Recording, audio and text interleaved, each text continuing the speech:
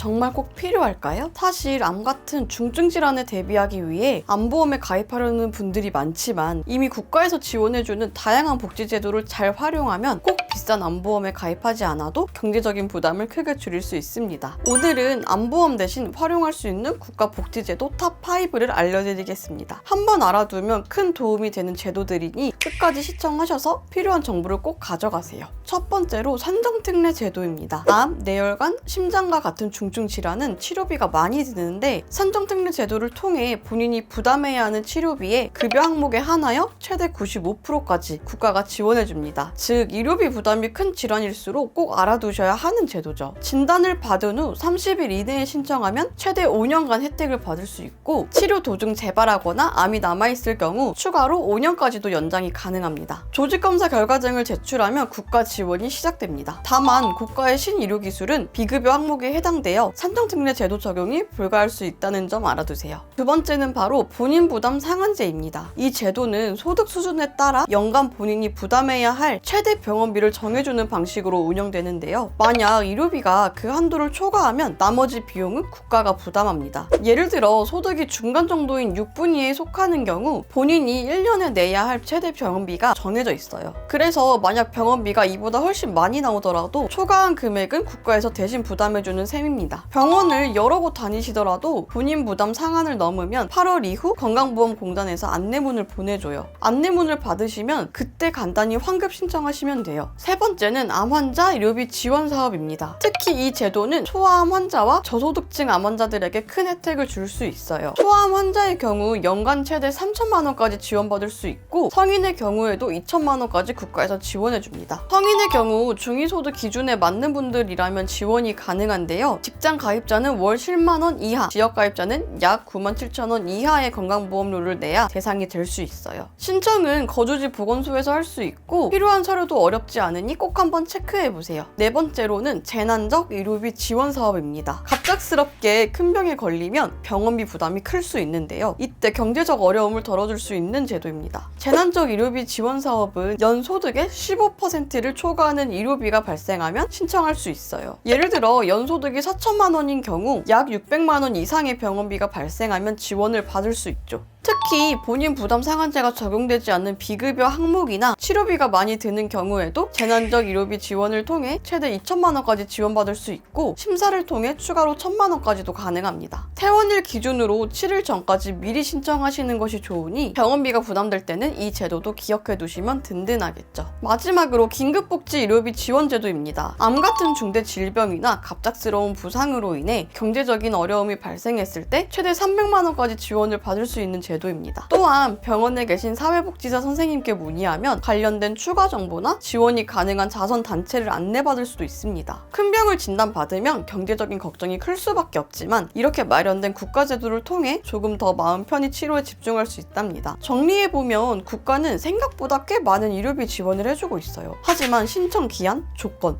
필요한 서류 이런 것들이 조금 복잡해서 제때 못 받는 분들도 진짜 많거든요. 그래서 오늘 영상이 누군가에겐 정말 큰 도움이 되면 좋겠어요. 주변에 암 치료 중인 분들이 있다면 꼭 이 영상 공유해 주시고요. 궁금하신 건 댓글로 남겨주세요. 좋아요, 구독, 알림 설정도 부탁드릴게요. 감사합니다.